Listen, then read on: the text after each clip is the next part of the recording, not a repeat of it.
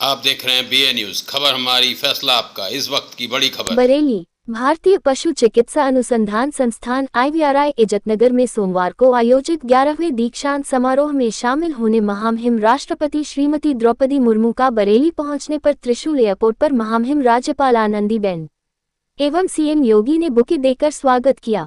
स्वामी विवेकानंद सभागार में आयोजित इस प्रतिष्ठित दीक्षांत समारोह में देश भर के पशु चिकित्सा विज्ञान के छात्र 24 पदक और 576 स्नातक डिग्री मेधावी छात्रों को उपाधियां प्रदान की।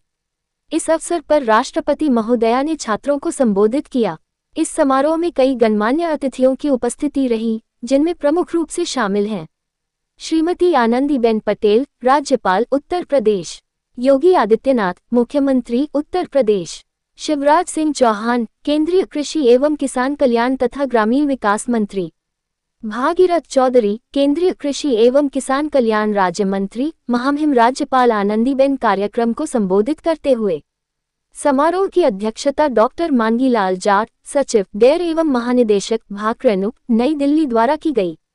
IVRI के निदेशक एवं कुलपति, प्रबंध मंडल और शैक्षणिक परिषद के सदस्यगण इस भव्य आयोजन के मेजबान थे और अतिथियों के स्वागत में जुटे हैं।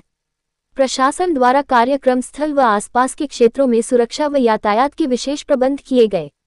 महामहिम राष्ट्रपति द्रौपदी मुर्मू ने IVRI के दीक्षांत समारोह में दिए अपने संबोधन में पशु विज्ञान, टीकाकरण और प्राकृतिक जीवन से जुड़ी कई अहम बातें कहीं। उन्होंने कहा कि बीमारी की रोकथाम में टीकाकरण की अहम भूमिका है। इसमें IVRI की भूमिका अत्यंत महत्वपूर्ण है।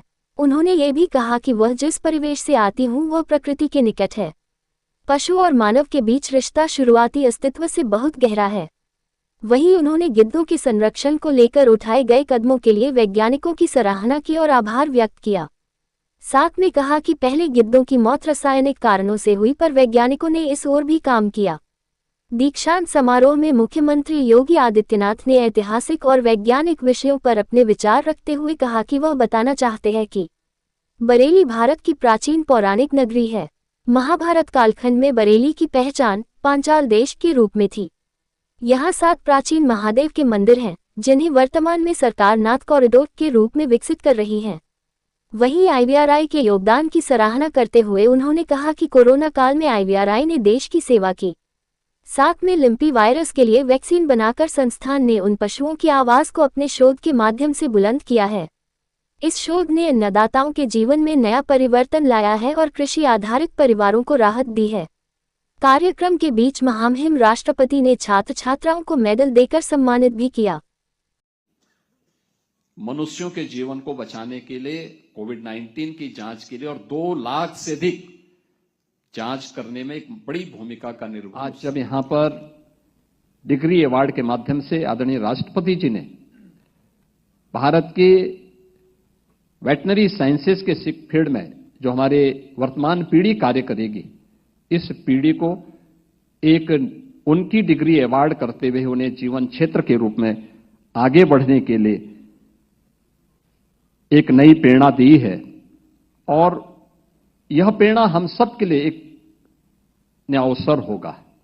नया अवसर भी इस बात को लेकर के होगा, क्योंकि याद रखना, पहचान तो हमारी तभी होती है जब संकट आता है, कोई चुनौती हमारे सामने होती है। हम किस मजबूती से उस चुनौती का सामना कर पा रहे हैं, यह उस चुनौती के सामने हमारे द्वारा दिए जाने वाले परफॉर्मेंस पर निर्भर करती है।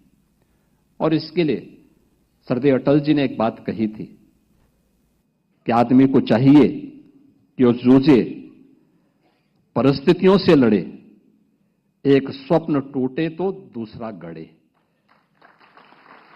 एक पांव धरती पर रखकर ही बावन भगवान ने आकाश पाताल को जीता था। धरती ही धारण करती है, कोई इस पर भार न बने, मिथ्या अभिमान से न तने। और मुझे लगता है यह अवसर आप सभी डिग्री धारण करने वाले और यहां पे जिन्हें डिग्री अवार्ड हुई है, उन सभी छात्र छात्राओं के लिए उनके जीवन का एक महत्वपूर्ण पल है। उनके भावकों का सपना साकार हो रहा है, उनके मित्रों का सपना साकार हो रहा है।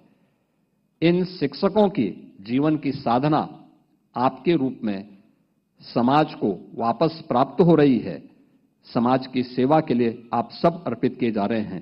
आप अपनी सेवा के माध्यम से आदरणीय प्रधानमंत्री जी के विकसित भारत की उस संकल्पना में अपना योगदान देंगे। इस विश्वास के साथ मैं आज के इस अवसर पर 11वें दीक्षांत समारोह के अवसर पर IVRI के आप सभी स्नातक, परास्नातक और PhD की डिग्री प्राप्त करने वाले सभी उपाधिधारकों को हृदय से बधाई देता हूं।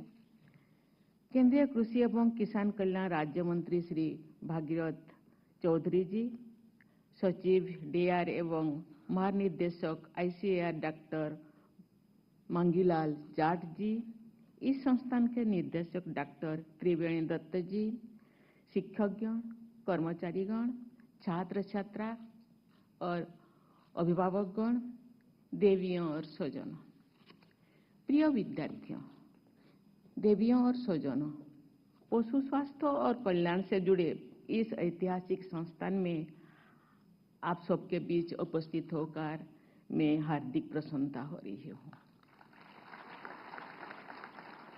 मैं इस संस्थान से जुड़ी सभी पूर्व एवं वर्तमान शिक्षकों और शोधकर्ताओं को पशु चिकित्सा अनुसंधान में योगदान देने के लिए सराहना करती हूँ।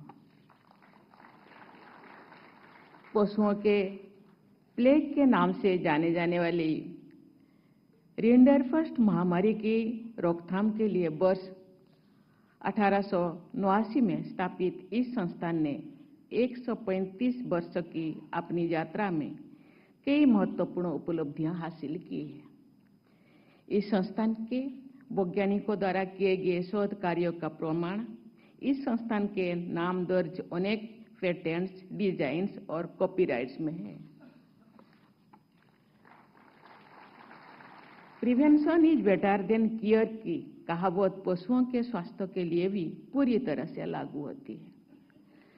बीमारियों की रोकथाम में टीकाकरण की अहम भूमिका है।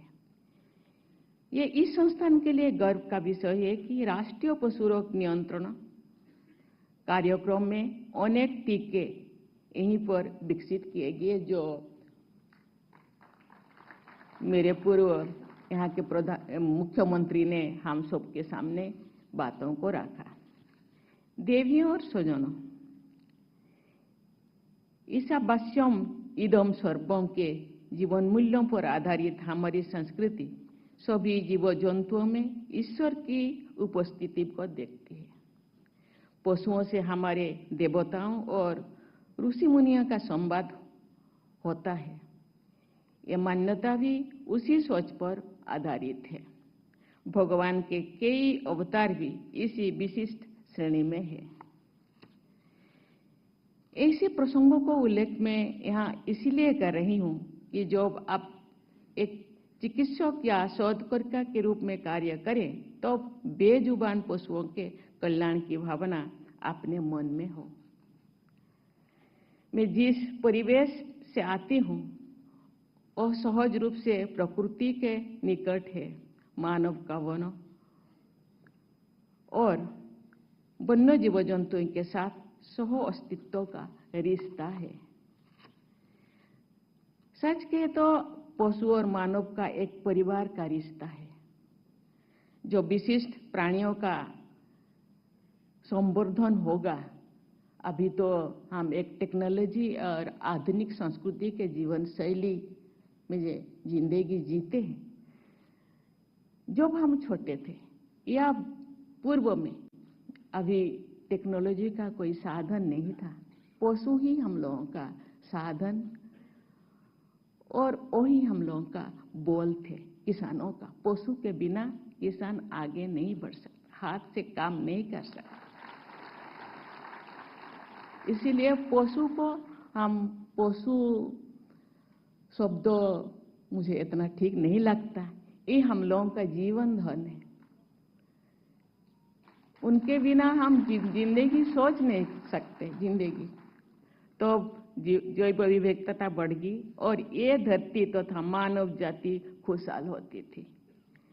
जैव विविधता के शरण का एक उदाहरण है हम जब छोटे थे बहुत सारे गीधे आप भी देखते होंगे, लेकिन आज वो गीधों की समाज अब विलुप्त हो गया है। मुझे लगता है गीधों के विलुप्त प्राय होने के पीछे पशु चिकित्सा में इस्तेमाल होने वाले रासायनिक दवाओं की भी भूमिका होनी चाहिए। बहुत सारे भूमिकाओं में से, बहुत सारे रीजन में से, बहुत सारे कारण में से ये भी एक कारण है। ऐसी दवाओं पर प्रतिबंध लगाना गीधों के संरक्षण की दिशा में सराहनीय कदम है। अभी वैज्ञानिकों ने इस दिशा में कदम उठाए, इसलिए मैं उनको बहुत बहुत धन्यवाद देना चाहती हूँ। और भी कोई प्रजातियां या तो विलुप्त हो गई है या विलुप्त होने पर कगार पे है। इन प्रजातियों का संरक्षण पर्यावरण संतुलन के लिए बहुत ही आवश्यक है। भारतीय पशु चिकित्सा अनुसंधान संस्थान जैसे संस्थाओं से मेरी अपील है कि वे जैव विविधता को बढ़ाने में अग्रणी भूमिका निभाएं और आदर्श प्रस्तुत करें। मैं आज उपाधि और पदक प्राप्त करने वाली सभी विद्यार्थियों को बहुत बहुत बधाई देती हूँ। इस सफलता में योगदान देने वाले आपके शिक्षकों, परिवारजनों और अभिभावकों को भी शुभकामनाएं प्रेषित करती हूँ। आज पदक प्राप्त करने वाले विद्यार्थियों में छात्राओं की बड़ी संख्या देखकर मुझे गर्व हो रहा है कि बेटियां अन्य क्षेत्र की तरह पशु चिकित्सा क्षेत्र में भी आगे आ रही है। ये बहुत ही शुभ संकेत है।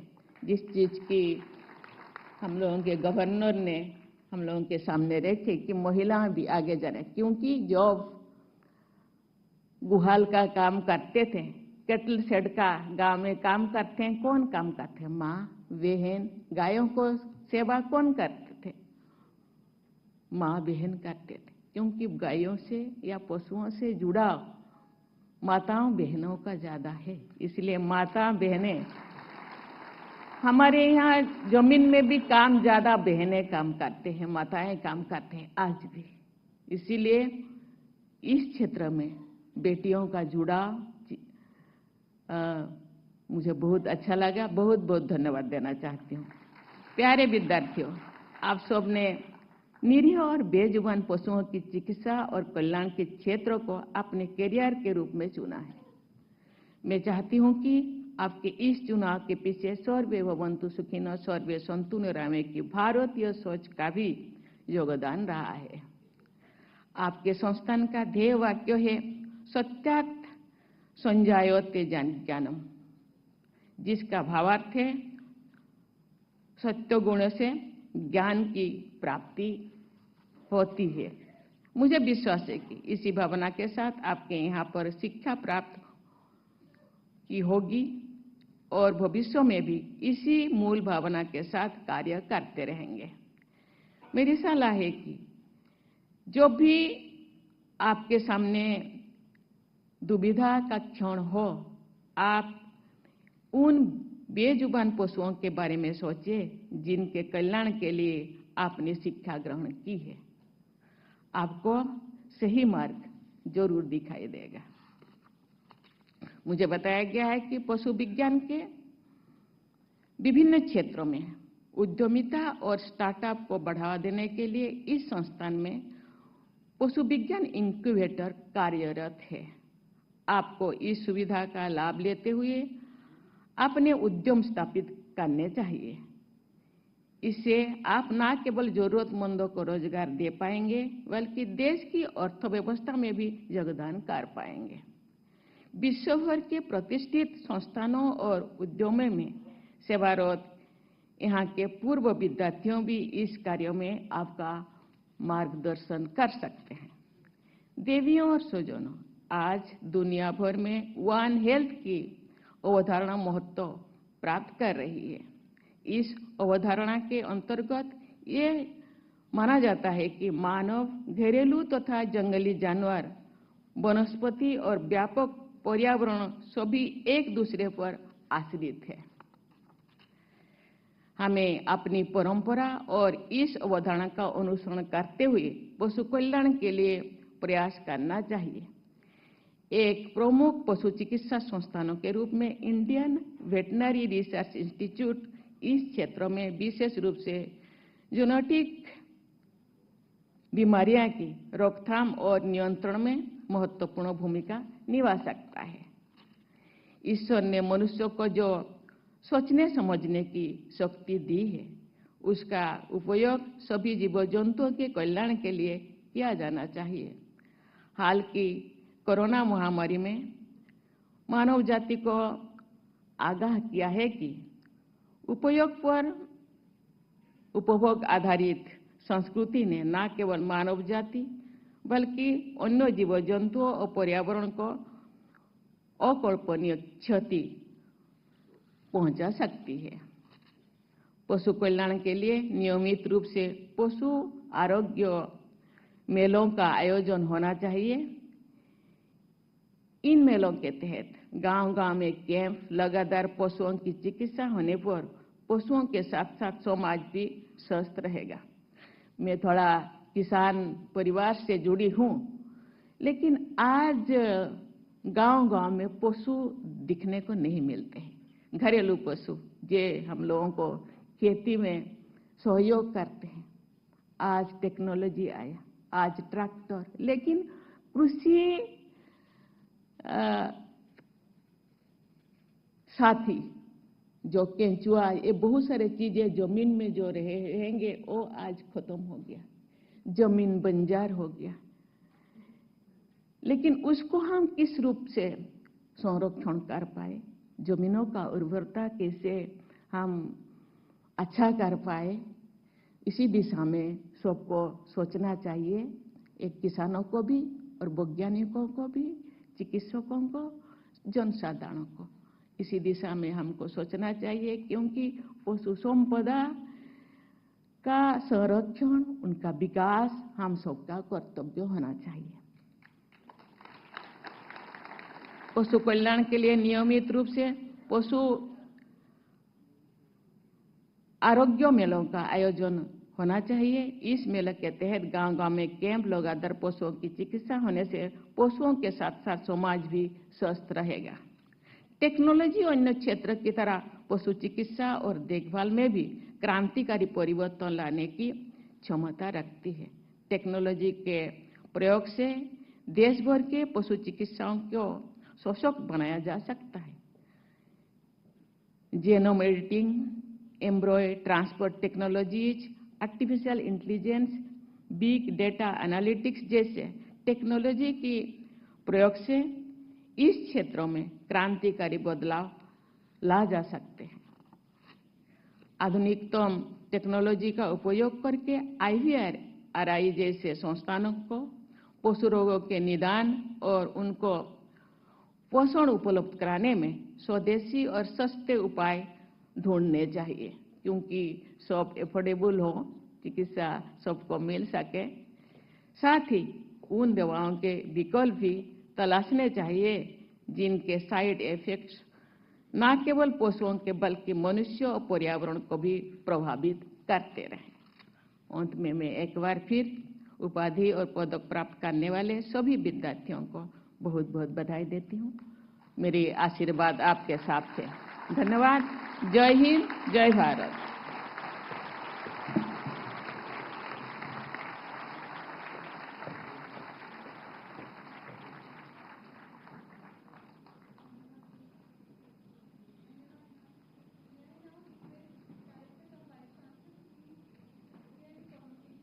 क्या फाइंडिंग्स है उसकी, क्योंकि वैज्ञानिक जो है वो ग्राउंड पर गए, लोगों से बात की उन्होंने। समय की सीमा, इसलिए 3 मुख्य चीजें उभर के सामने आई हैं। कई ऐसी लगभग 500 चीजें ऐसी जिसमें वैज्ञानिकों को रिसर्च करना है। जैसे उत्तर प्रदेश के संदर्भ में कहूँ तो गन्ने में एक बीमारी लगती लाल सड़न, रेड रोड, जिसके कारण वायरस या कीड़ा गन्ने में घुस जाता है स्टेम में और उसको फसल को बर्बाद कर देता है। ऐसे कई तरह के सुझाव आए कि आप नई वैरायटी विकसित करें या किस तरह के कीटनाशक का उपयोग करें कि ये मारा जाए ताकि हमारी फसल बच सके। सेल्फ लाइफ जल्दी खराब होने वाली फसलों की बढ़े, उसके लिए कोई उपाय की। जैसे 500 सुझाव आए। तो हम रिसर्च करके इन सुझावों पर काम करेंगे, क्योंकि ये आई ओपनर है। वैज्ञानिक अब दिल्ली में बैठ के रिसर्च नहीं करेंगे, धरती पर जमीन में जो किसानों की समस्या उसको देखकर रिसर्च करेंगे। तो रिसर्च इन पर होगा, नंबर एक। दूसरी प्रसन्नता की बात यह है कि किसान भी वैज्ञानिक है, और वैज्ञानिक से बड़ा वैज्ञानिक है, क्योंकि उसको तो अनुभव जमीन पर होता है। उनने कई इनोवेशन किए, 300। जैसे लीची की सेल्फ लाइफ बढ़ाने के लिए उनने ग्लूकोज का एक लैब उसमें विकसित किया है, जिससे सेल्फ लाइफ बढ़ जाती है। तो किसानों ने जो इनोवेशन किया है, वैज्ञानिक उसमें और साइंटिफिक ढंग से ऐड करे, उसको हम सब तक ले जाएंगे।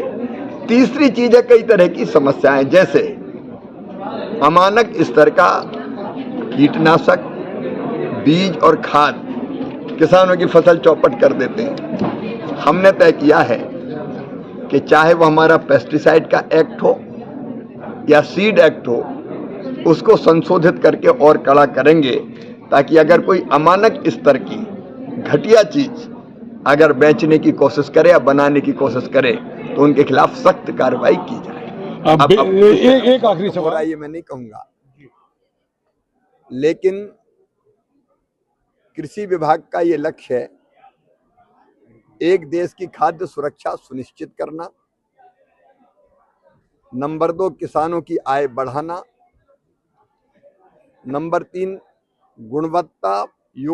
गुणवत्तापूर्ण पोषण आहार मिले, और चौथा आने वाली पीढ़ियों के लिए भी धरती उपयोगी रहे। उत्पादन बढ़ाना और उत्पादन की लागत घटाना, ये भी हमारा लक्ष्य है।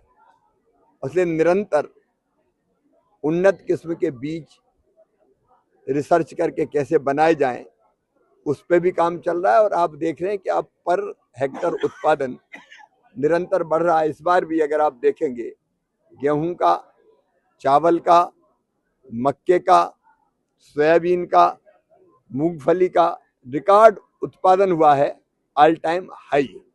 और इसलिए उन्नत जो टेक्नोलॉजी है, तकनीकी है, प्रौद्योगिकी है, उसके माध्यम से लगातार उत्पादन बढ़ाने की कोशिश जारी है। ऑर्गेनिक खेती को लेकर, क्योंकि भारत में प्राचीन तरीके ऑर्गेनिक खेती ही होती है, दोबारा से ऑर्गेनिक, उसको प्रोत्साहन के लिए क्या कर रहे हैं, क्योंकि लगातार क्षमता जो है भूमि की कम होती जा रही है। एक ऑर्गेनिक खेती है और एक प्राकृतिक खेती है। प्राकृतिक खेती के लिए प्राकृतिक खेती का एक मिशन हमने लॉन्च किया है, और इसमें दोनों तरह की चीजें हमको करनी पड़ेगी। एक, प्राकृतिक खेती एक साथ हम नहीं करेंगे ना, ऑर्गेनिक खेती। अगर किसान के पास 5 एकड़ जमीन है तो 1 एकड़ में करे, आधा एकड़ में करे, और ये करे विधि पूर्वक। इसलिए व्यापक पैमाने पर ट्रेनिंग देने का प्रयास चल रहा है। 1 करोड़ किसानों तक पहुंच के उनको सेंसिटाइज करना, 18.5 लाख को इस बार ट्रेनिंग देना, प्रशिक्षण देना, और वो 7.5 लाख हेक्टेयर में कम से कम प्राकृतिक खेती शुरू हो, इसके लिए मिशन काम कर रहा है। और मुझे प्रसन्नता है कि इतनी संख्या किसानों की मिल गई है पूरे देश में जो प्राकृतिक खेती करने के लिए तैयार है। लेकिन प्राकृतिक खेती पूरे विधि पूर्वक करना पड़ेगा। आधी अधूरी अगर अधकचरी की तो उससे नुकसान है, लेकिन पूरे विधि पूर्वक बीजामृत, जीवामृत, घनजीवामृत, नीमास्त्र वगैरह सबका उपयोग करके करते हैं तो उत्पादन नहीं घटता। तो प्रारंभ किया है। अमेरिका दुधारू पशुओं का प्रकार बड़े पैमाने पर विकसित कृषि संकल्प अभियान, क्या फाइंडिंग्स है उसकी, क्योंकि वैज्ञानिक जो है वो तीन चीजें, समय की सीमा, इसलिए 3 मुख्य चीजें उभर के सामने आई हैं। कई ऐसी लगभग 500 चीजें ऐसी जिसमें वैज्ञानिकों को रिसर्च करना है। जैसे उत्तर प्रदेश के संदर्भ में कहूं तो गन्ने में एक बीमारी लगती है, लाल सड़न, रेड रोड, जिसके कारण वायरस या कीड़ा गन्ने में घुस जाता है स्टेम में और उसको फसल को बर्बाद कर देता है। ऐसे कई तरह के सुझाव आए कि आप नई वैरायटी विकसित करें या किस तरह के कीटनाशक का उपयोग करें कि ये मारा जाए ताकि हमारी फसल बच सके। सेल्फ लाइफ जल्दी खराब होने वाली फसलों की बढ़े, उसके लिए कोई उपाय की। जैसे 500 सुझाव आए, तो हम रिसर्च करके इन सुझावों पर काम करेंगे, क्योंकि ये आई ओपनर है। वैज्ञानिक अब दिल्ली में बैठ के रिसर्च नहीं करेंगे, धरती पर जमीन में जो किसानों की समस्या उसको देखकर रिसर्च करेंगे, तो रिसर्च इन पर होगा, नंबर एक। दूसरी प्रसन्नता की बात यह है कि किसान भी वैज्ञानिक है, और वैज्ञानिक से बड़ा वैज्ञानिक है, क्योंकि उसको तो अनुभव जमीन पर होता है। उनने कई इनोवेशन किए, 300। जैसे लीची की सेल्फ लाइफ बढ़ाने के लिए उनने ग्लूकोज का एक लैब उसमें विकसित किया है, जिससे सेल्फ लाइफ बढ़ जाती है। तो किसानों ने जो इनोवेशन किया है, वैज्ञानिक उसमें और साइंटिफिक ढंग से ऐड करे, उसको हम सब तक ले जाएंगे। तीसरी चीज है कई तरह की समस्याएं, जैसे अमानक स्तर का कीटनाशक, बीज और खाद किसानों की फसल चौपट कर देते हैं। हमने तय किया है कि चाहे वो हमारा पेस्टिसाइड का एक्ट हो या सीड एक्ट हो, उसको संशोधित करके और कड़ा करेंगे, ताकि अगर कोई अमानक स्तर की घटिया चीज अगर बेचने की कोशिश करे या बनाने की कोशिश करे, तो उनके खिलाफ सख्त कार्रवाई की जाए। अब एक आखिरी सवाल कि अमेरिका लगातार दबाव डाल रहा है कि उनके लोग इसमें कृषि जो क्षेत्र है उसमें विदेशी कंपनियों को आने दिया है, इसको किस तरीके से देखते हैं? प्रधानमंत्री हमारे हैं नरेंद्र मोदी जी, किसानों के हितों से कोई समझौता नहीं होगा, वो सर्वथा सुरक्षित रहेंगे। ये भारत सरकार का संकल्प है।